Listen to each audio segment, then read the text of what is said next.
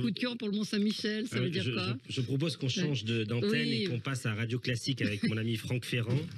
Oui, merci de faire de la pub pour les concurrents.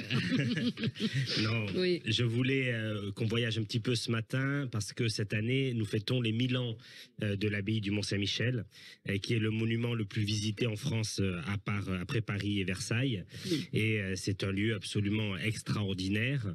Et tout récemment, France 3, les éditions régionales, ont développé tout un reportage sur une découverte historique au sein même de l'abbaye.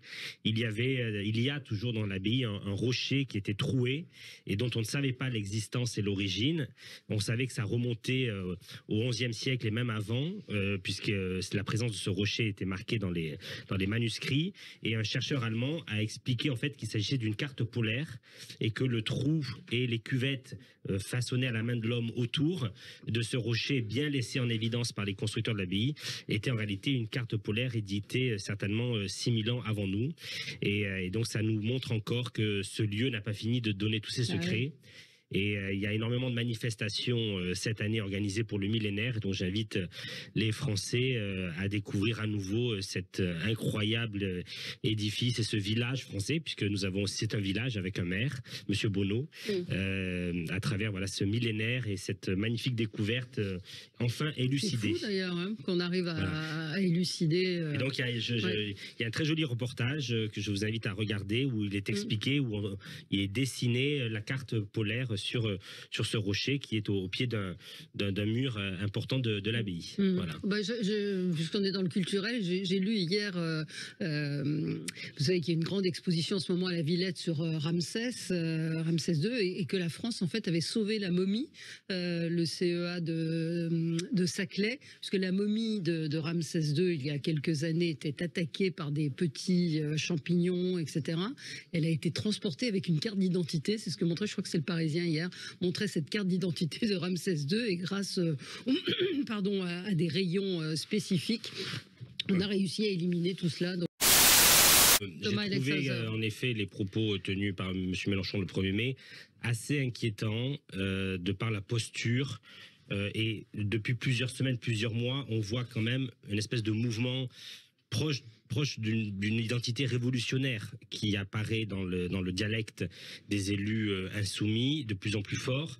Et je regrette fortement le Mélenchon du soir du premier tour de la présidentielle, qui avait eu un discours très émouvant, très apaisé, où il avait pris fortement position contre un vote envers Marine Le Pen, et où il avait engagé la nouvelle génération derrière lui à prendre le relais.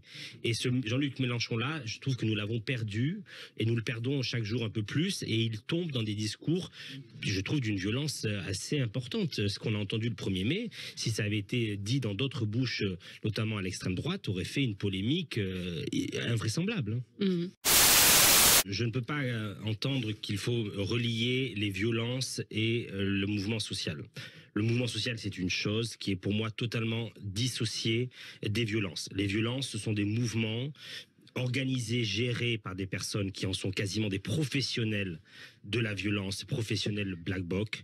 On a vu ce qui s'est passé à Sainte-Soline, ils avaient des équipements, ils avaient une organisation quasiment professionnelle, de presque de milices. Et nous avons très peu parlé de ce qui s'est passé à Lyon. À Lyon, on parle de 100 magasins qui ont été pillés, vandalisés, massacrés. On n'en parle pas. Et je pense que nous avons sur l'échelon européen quelque chose à engager, parce que les personnes qui se déplacent sont souvent des personnes qui viennent de l'étranger et qui viennent pourrir les manifestations pacifiques et extrêmement bien organisées. J'ai participé à l'une d'entre elles de manière en tant que témoin à la Ville de l'Opéra à Paris l'avant-dernière, qui sont des manifestations exemplaires.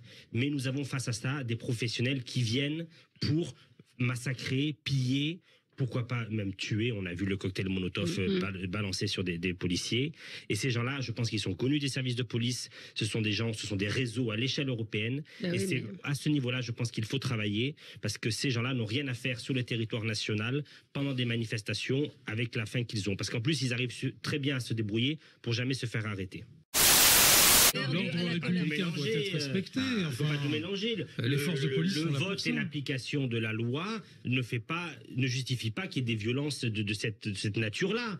Le fait qu'il y ait des manifestants dans la rue, ça n'a aucun lien avec les violences. Les violences sont menées par des personnes qui sont pour moi des criminels, qui mettent à mal les violences extrêmes, qui mettent à mal, qui brûlent des voitures, qui brûlent des équipements publics. Attendez, vous imaginez la facture que va représenter ce déchaînement sur Paris. Ça m'étonne qu'Anne Hidalgo n'ait pas demandé ça y est, elle a demandé 1,8 million. Et pour moi, ces manifestants extrêmes, pour moi, sont des criminels qui doivent être poursuivis, jugés, et voire peut-être même interdits de séjour en France ou de manifester quand ils viennent de l'étranger et qu'ils sont des black blocs, que j'appelais tout à l'heure, professionnels. Qui veut commencer, Thomas et je ne suis pas favorable à rendre cette opération obligatoire. Je pense que si elle existe et qu'elle rencontre un certain succès auprès de jeunes qui ont envie d'y participer, pourquoi pas sur le bénévolat, le volontariat, mais mettre ce système en place de manière obligatoire et le budget nécessaire que ça va représenter, déjà la logistique est impressionnante parce qu'aujourd'hui ils privatisent des centres de vacances puisqu'on n'a pas les capacités d'accueillir tous ces jeunes. Je pense que cet argent pourrait être mis ailleurs dans l'éducation nationale, notamment pour des programmes autour de la culture, encourager les jeunes à aller, pourquoi pas faire du bénévolat associatif, pourquoi pas organiser davantage de sensibilisation, d'opérations dans les collèges, dans les lycées sur les sujets même d'éducation sexuelle ou d'addiction, etc.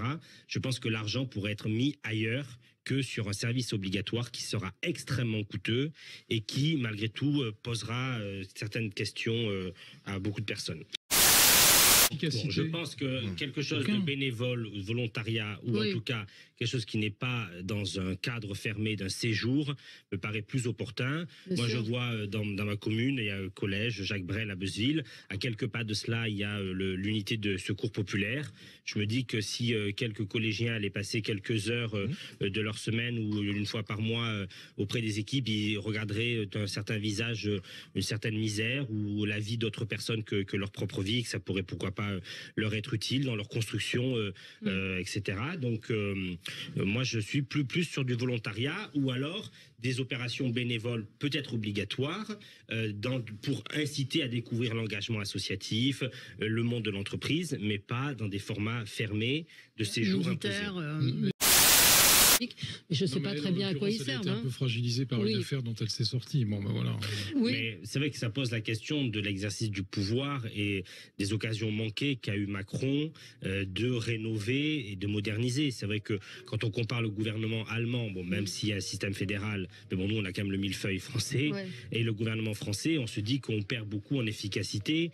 Et je ne sais pas combien ils sont aujourd'hui, plus d'une quarantaine certainement au sein du gouvernement. Quand les conseils des ministres franco-allemands se réunissent, on apparaît absolument ridicule. Et voilà, je me souviens pourquoi j'avais cherché son nom, c'est parce que ça aurait pu être un coup de gueule. L'Institut Paul Bocuse, un des sujets. Il faudrait que le flou soit levé, parce que c'est vrai qu'aujourd'hui, quand notamment le Figaro traite de ce sujet aujourd'hui, il y avait les risques que vous évoquiez. C'est de savoir vers quoi on se dirige. Je pense aussi qu'il y a un poste de secrétaire d'État qui est quasiment dévolu à cette mission et cette promesse présidentielle. Faut-il aller plus loin ou arrêter cette histoire-là? Il a l'air de se trouver un peu seul d'ailleurs. Ça prouve quand même l'impréparation de cette campagne présidentielle. Tous les projets sont bricolés, et rien n'est ficelé, rien n'est bouclé, et on se retrouve avec un gouvernement.